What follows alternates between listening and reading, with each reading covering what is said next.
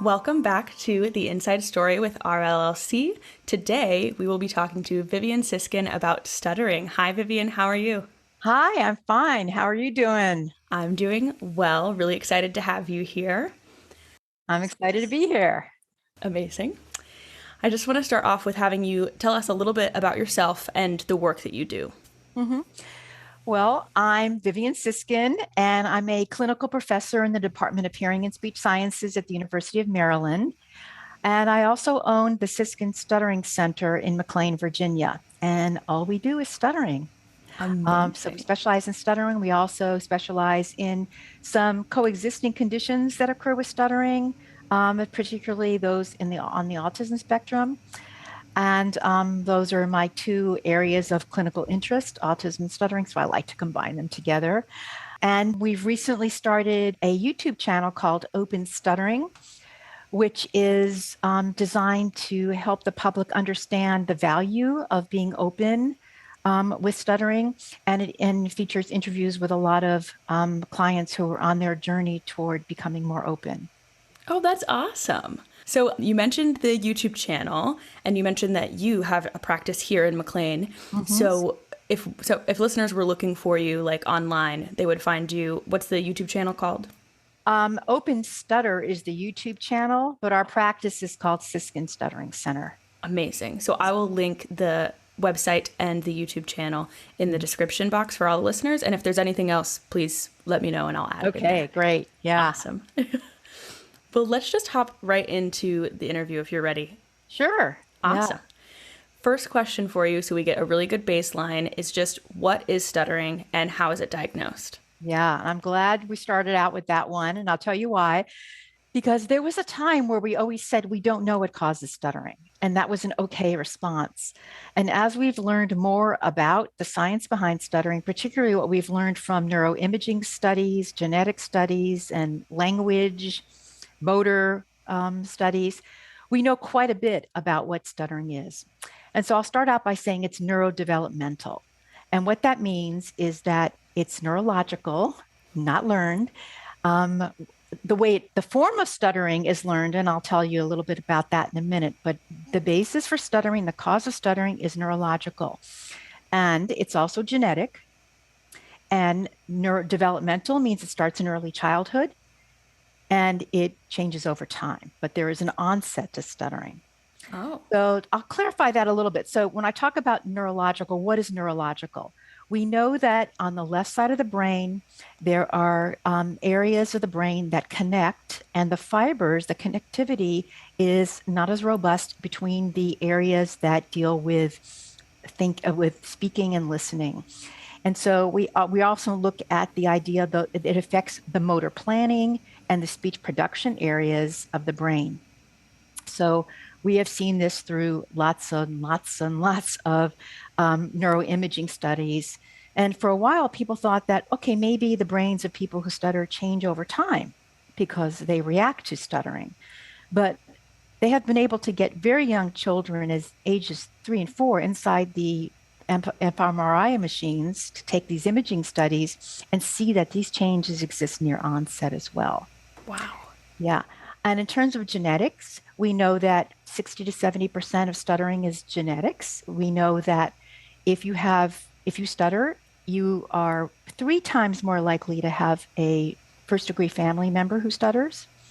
So it's genetically, a lot of people say, I don't know where this comes from. I guess I stutter because I'm nervous. And then you find out the father stutters, the grandfather stutters, the uncle stutters, my brother stutters.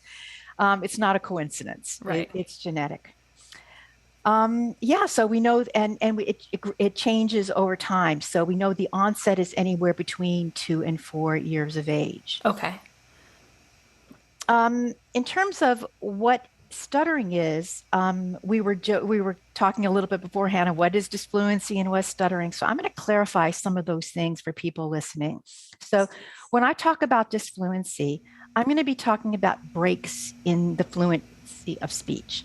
It could be a repetition, it could be a prolongation, it could be an interjection of a sound, but anything that interferes with the forward flow of speech.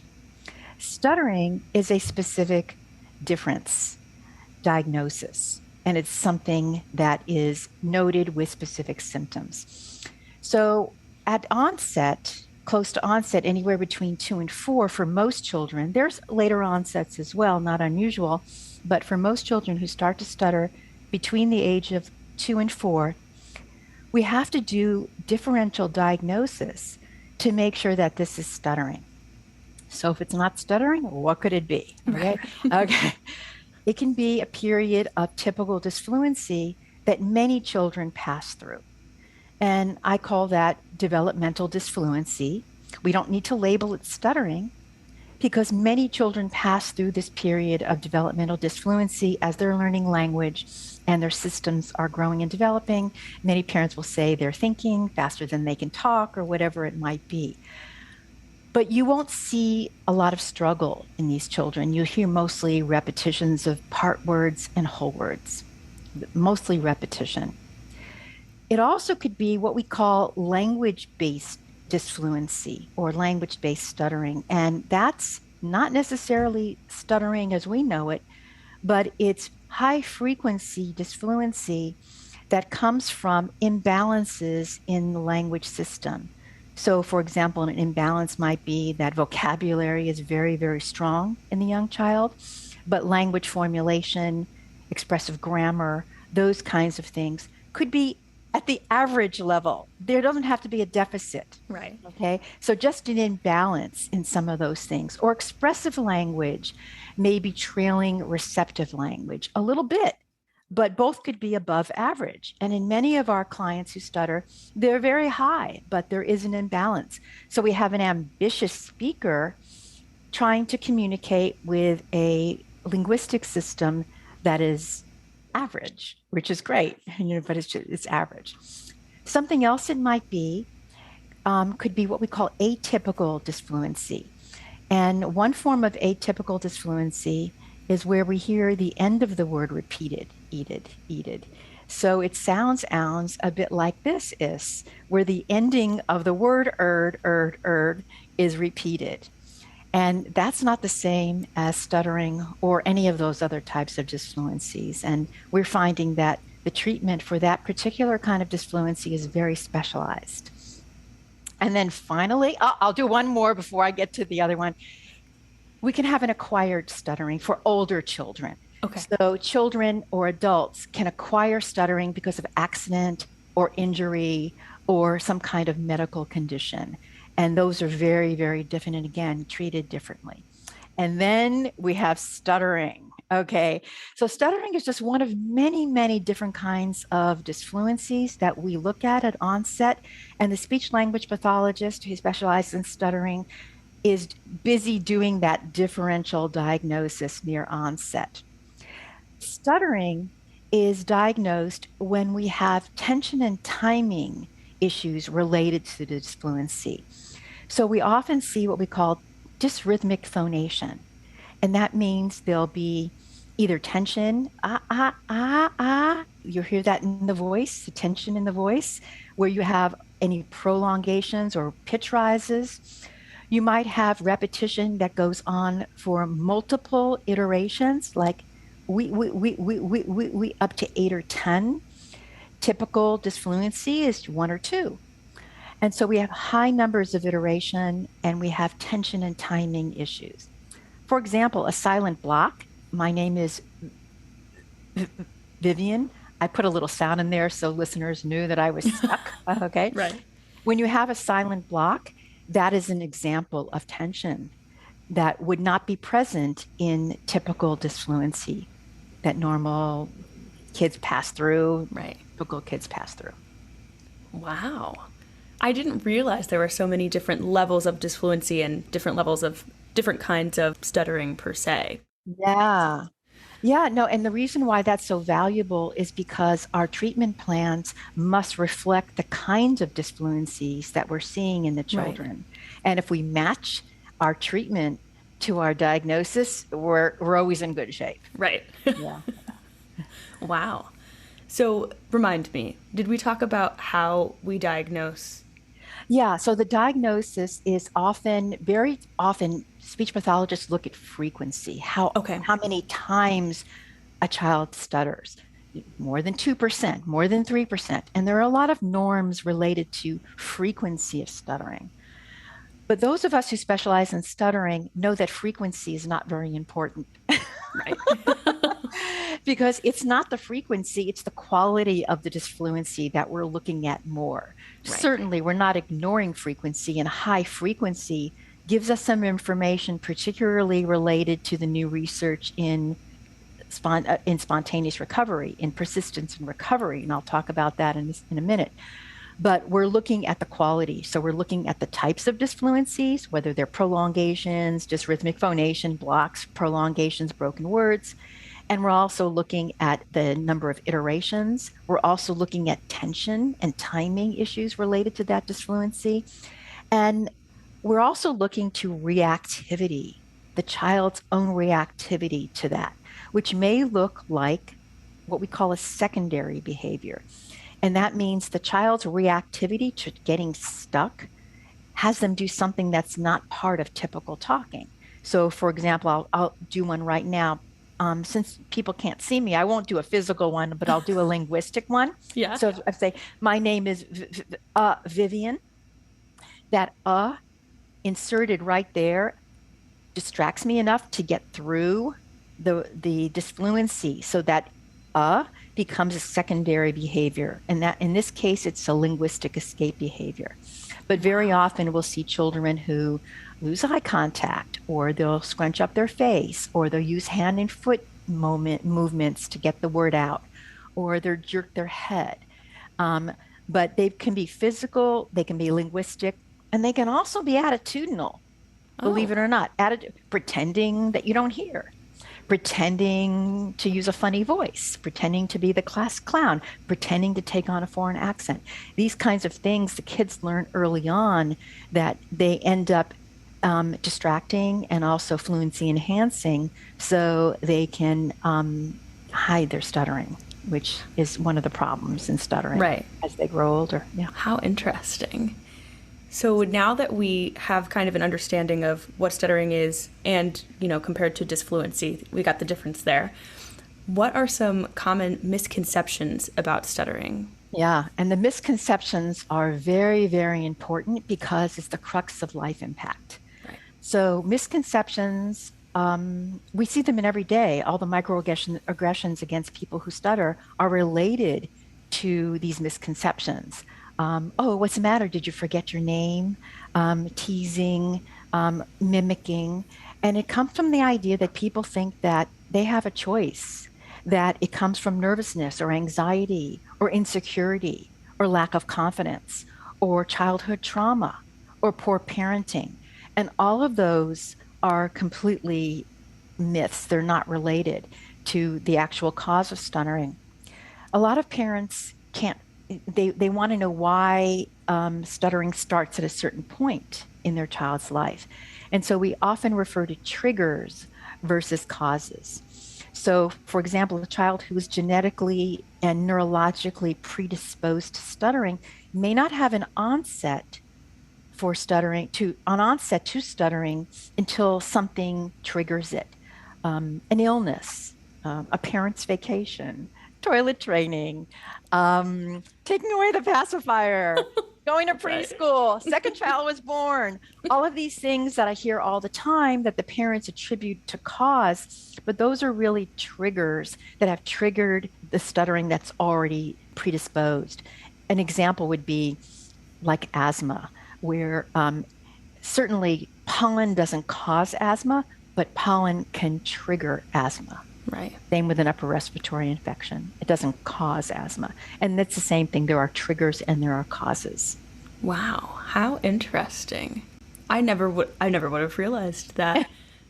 Because I think most parents would say, well, you see, it's cause and effect as you see it. Yeah. Right? Yeah. So you don't think trigger and effect.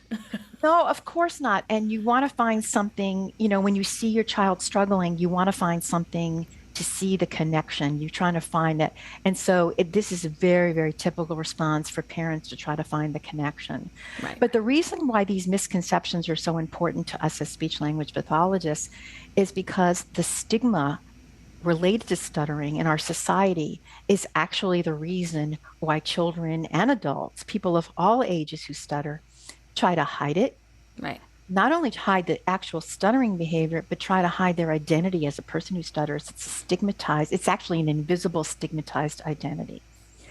And by hiding and concealing and masking, it leads to a lot of the life impact that people who stutter have as they grow older in elementary school, high school, and beyond.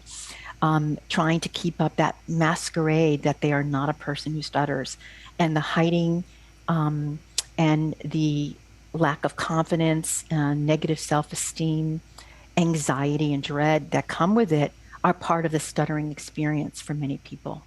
Right. Do you have any advice to, especially the younger folks who realize that they have a stutter or any kind of disfluency that they, like, that can help them as they're going through school, especially with the teasing and things of that nature? Yeah, I mean, what we know about most things that kids are teased about, the more open you are and dispel some of that power related to the teasing is very important. And in speech therapy for children who stutter, for the young ones, that is giving them self-advocacy skills, giving them something to say to the perpetrator, allows them to have that self-advocacy and stand up for themselves. Certainly want to help parents and teachers help advocate for the child as well. But we find it very, very successful when somebody says, "Why do you talk that way?" And they're able to say, "Because I have bumpy speech, and that's how I was born," with a pleasant look on their face. And usually the response they get from the other kid is, "Oh, okay." Right. Once it's understood, it becomes less something to be teased about.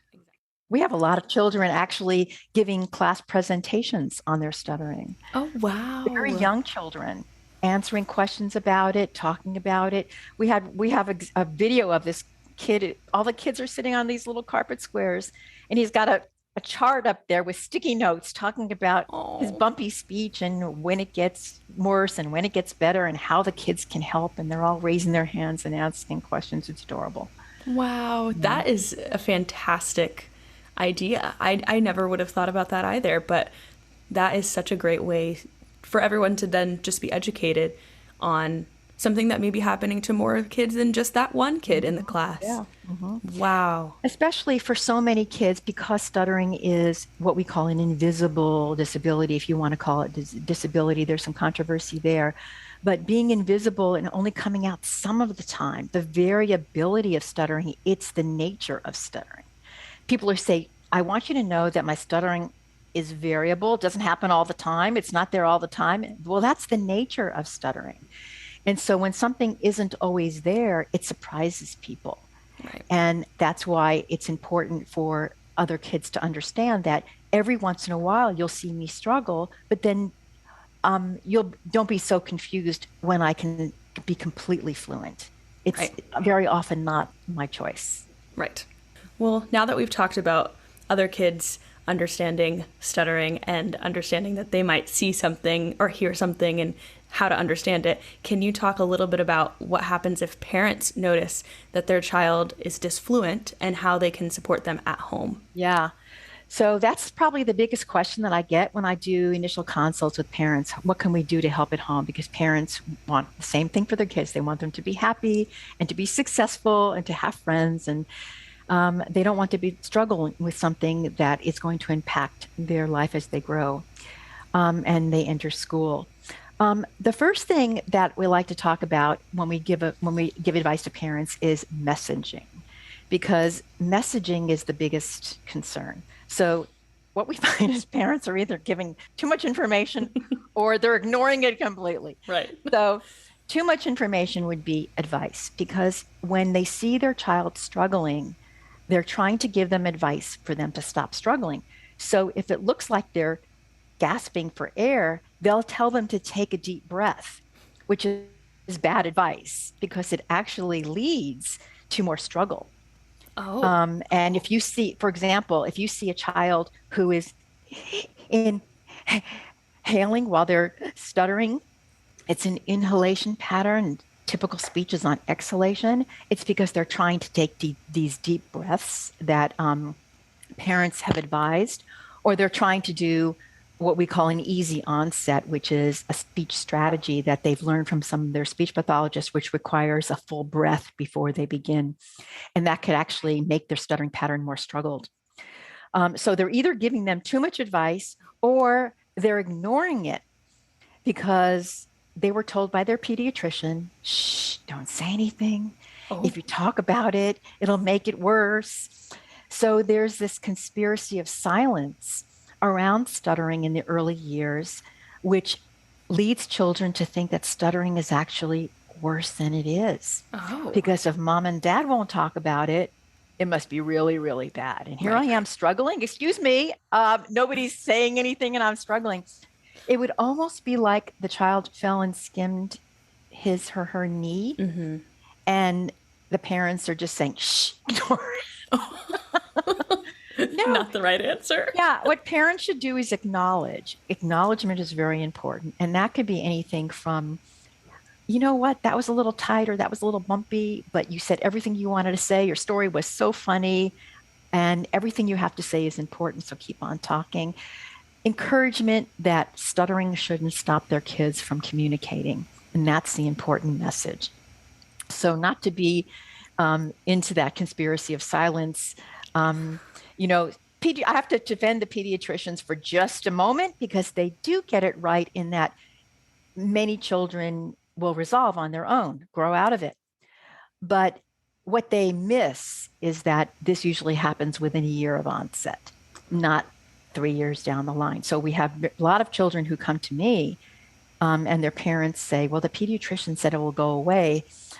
But that was like 4 years ago. Oh. It's not, you know, and the kids are still waiting for it to go away. My pediatrician said it will go away, and that's not really how it works. I think parents can also be focusing on what their child is saying and not how they're saying it. And so listening to the content of their speech and not to the quality of their stuttering.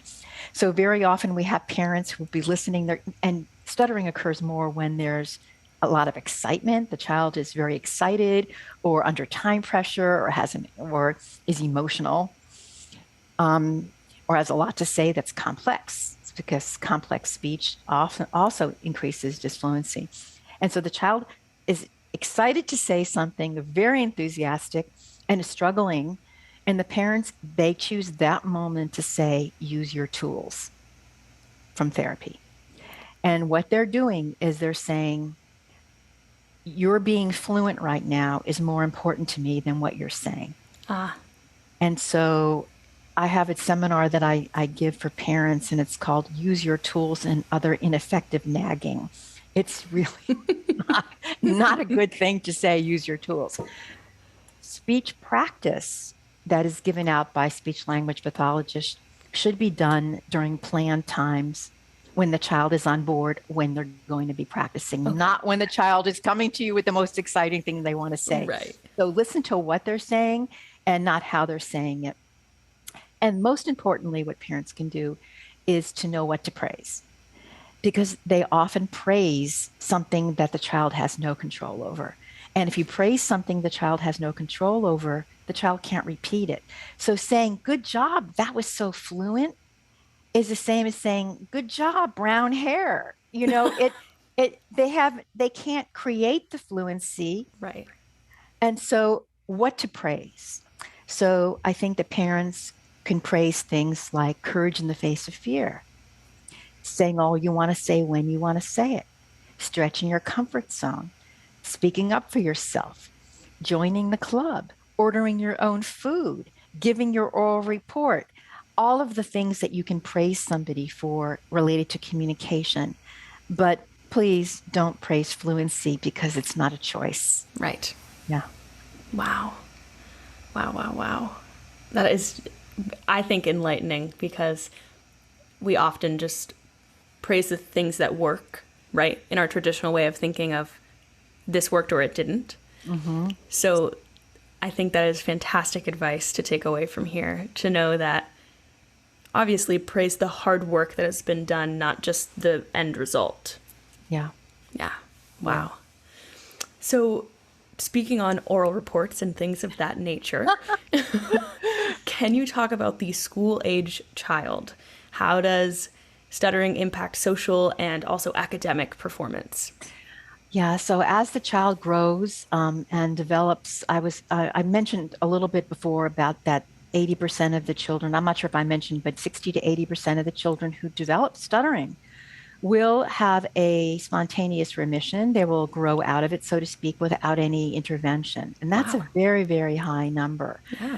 So we're looking at only 20% of the children who begin to stutter that are persisting later in life into the school age years.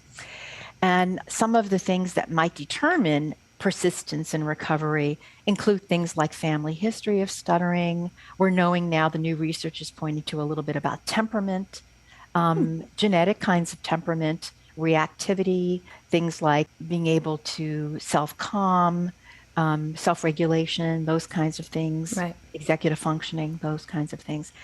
And certainly sex. So males will persist more than females. We know that at onset, it's about 2 to 1 male to female. And later in life, it's more like 4 or 5 to 1 Wow. males to female. So more girls are growing out of it than boys.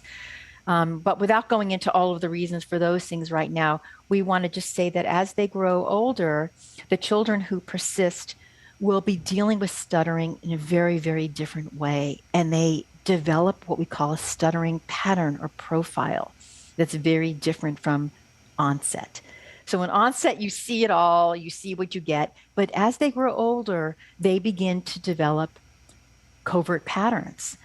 Some of the children will develop escape and avoidance behaviors that allow them to hide stuttering, and others will have a more overt pattern. But how overt or covert the school age child is has nothing to do with the severity of the problem. And that's, I think, where a lot of speech language pathologists miss out. They see more physical struggle and they call it a severe disorder of stuttering. But in effect, somebody who doesn't show much at all, but has a lot of anxiety related to stuttering, goes out of their way to avoid every interaction, is absent from school the day of the report, doesn't show up the first day to avoid introductions, pretends not to even know the answer to something when called upon. Right. That could make it a more severe kind of disorder, if you want to call stuttering a disorder. That's kind of controversial right now. Than not. So the pattern is very different in children in the school age years. So as we assess a school age child, we're looking for these relative components of their stuttering profile. We're looking at certainly how much physical struggle they have, Right. how much avoidance behavior they have. But we're also looking at emotionality, how much shame, embarrassment, and frustration they might have, and also how much effort we put into what we call mental gymnastics. How much of the day are they actually putting into ways that they can hide their stuttering, Right. ways that they don't have to talk in school, how they're going to get somebody else to talk for them, worrying about having to be in that group presentation and maybe they can volunteer for the research and somebody else will do the oral presentation. There's a lot of bargaining that's going on in their head and it's exhausting. Yeah. And some children will say that from the moment they wake up to the moment that they go to bed, they're thinking about ways to hide their stuttering. Oh. So this is huge impact educationally and socially for a lot of children. And it varies. You'll have some children who stutter who'll have very, very little life impact along those lines. They just stutter away. They answer their questions. They don't really care, feeling great about themselves, and others who are painfully self-conscious about showing stuttering and everything in between. So when we qualify children for services, let's say in the public schools, and we have to look at this thing that we call adverse educational impact, very often the speech language therapist will be looking at their grades, is it affecting grades? Or they'll look at, is it affecting friendships, social interaction? But there's much, much more. Right. Because a lot of children will have friends and good grades, but they are struggling emotionally with stuttering, struggling with the fear of speaking all day long, struggling by not participating in extracurricular activities and those kinds of things.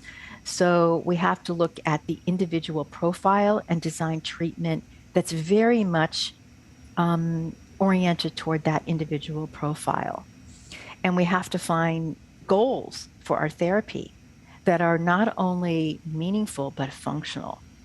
So working on fluency for fluency's sake is often not the way to go.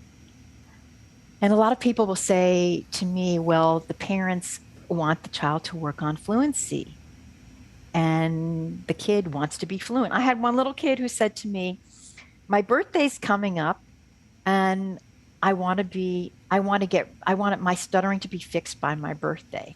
Oh. That's what the little 5-year-old or 6, I forgot, he was a little guy. And what I said to him after that was, instead of that being a clue that we need to work on fluency for that child or for that parent who wants fluency, I said to him, and if your birthday wish comes true and you're fluent by your birthday, what will be different for you? And he said, I would talk to everybody and I would tell jokes and no one would talk over me and interrupt me. Well, he's telling you his goals right there. Yeah. It's not about fluency. It's about those goals. And same with the parent. When the parent says, I want my child to be fluent, I usually say, what will that mean for you? Right. And the parent will say, well, I want him to have friends. I want him to be confident. I want him to be a leader. I want him to be free to say all that he wants to say. I go, well, there are your goals right there. Yeah. So my message is very much to go toward what will be different communicatively and not work on fluency for fluency's sake, because fluency is a fair weather friend. It's never there when you need it and always there when you don't. Right. Wow.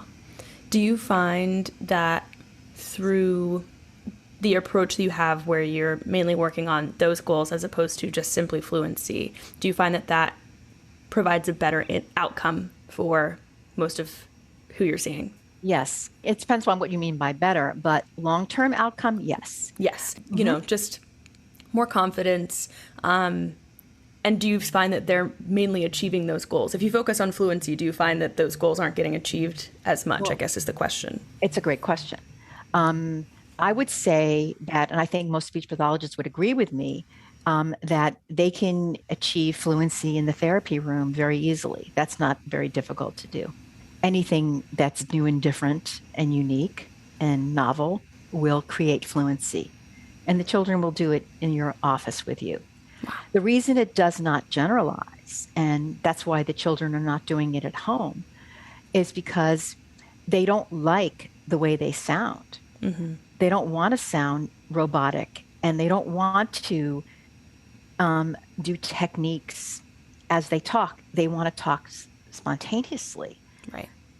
And so work in stuttering that focuses on comfort in communication, confidence in communication, and spontaneity above fluency is long lasting. Right. Because those are the things that allow the person to be who they are. You can't be who you are if you're trying to talk in a way that's robotic or different for the sake of fluency. And who wants that goal?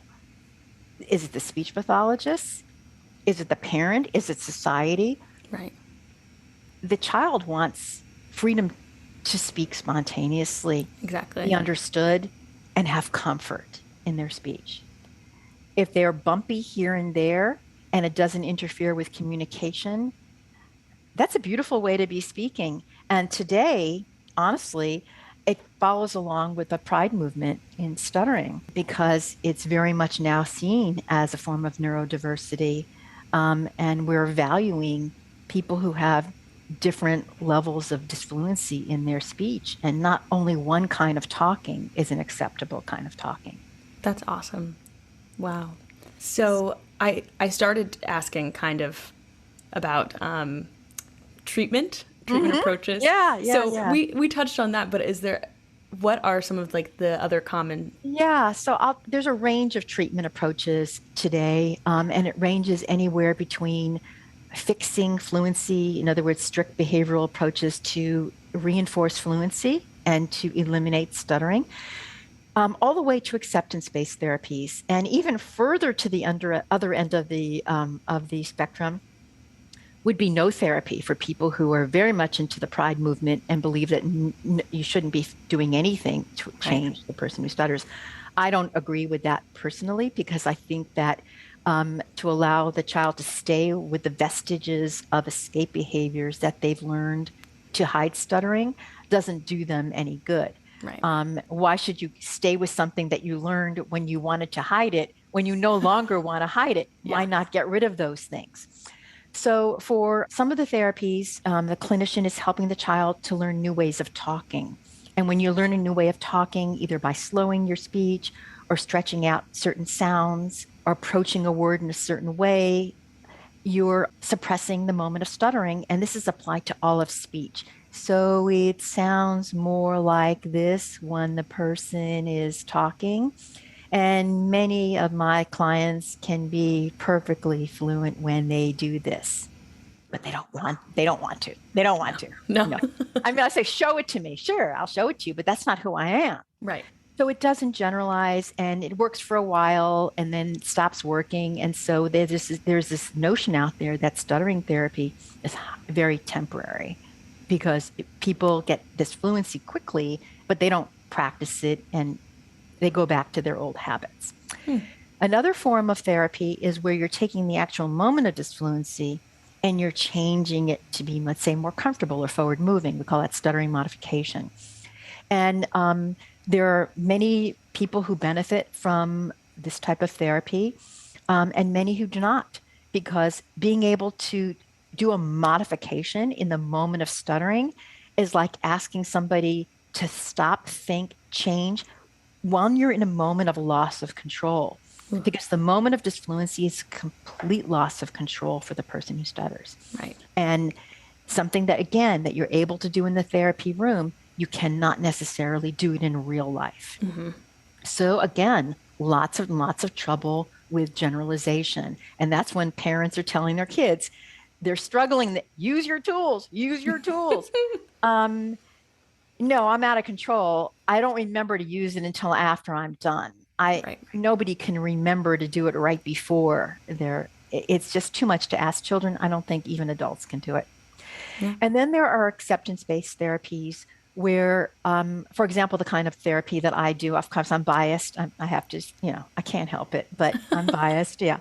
Avoidance reduction therapy, where we're helping the children eliminate the things that they learned to hide stuttering, which account for their struggle.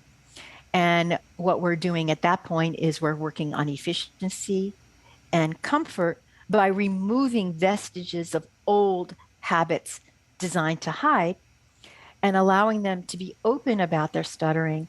And then once they're open about their stuttering, reduce reactivity to that openness so that their bodies can settle down into a pretty easy form of disfluency that occurs when their neurological system requires it, but they're confident, spontaneous, and joyful communicators.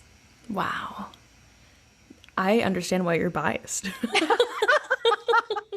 I mean, that sounds great. At least I'm honest about it. Right. It. Yeah. But I mean, if I were to suddenly become an SLP who was,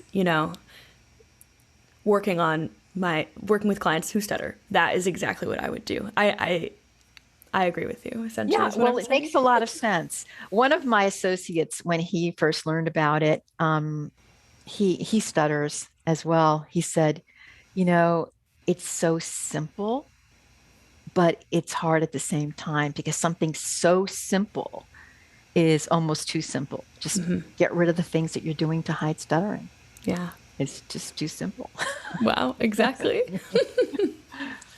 Well, I mentioned SLPs. So what advice might you give to speech therapists who work with children who stutter? Yeah. Okay. The first one is to assess beyond frequency. It's very important to do what we call a multidimensional assessment. So that means to look beyond the frequency of stuttering. I don't even look at it at all, but if you must, go ahead, but look at other things as well. So you want to look at the socio-emotional profile, you want to look at language, you want to look at a lot of things that are influencing that. You want to, I'll do a little demo that I like to give just to show you how unimportant frequency is. And maybe there'll be some SLPs listening who might hear this. But right now, I'll do a lot of disfluency in my speech, and you'll hear some repetitions in my speech. And if you were actually counting up all the disfluencies in my speech right now, I would have a severe disorder of stuttering according to the SSI-4, because I've got lots of disfluency in my speech, lots and lots of disfluency. However, I'm also pretty confident. I'm spontaneous. I'm enjoying my communication. Yeah, I have a lot of disfluency in my speech. This is a severe disorder of stuttering. Now, I'm not going to show any disfluency at all. I'm going to be completely fluent as I can be fluent as a person who does not stutter. But when I get to one moment of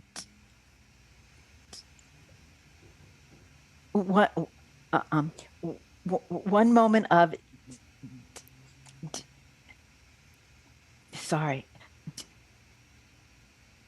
disfluency, and that's the only moment of disfluency I have in my entire conversation, my SSI-4 that measures frequency would not have me stuttering at all. It would be one moment of stuttering.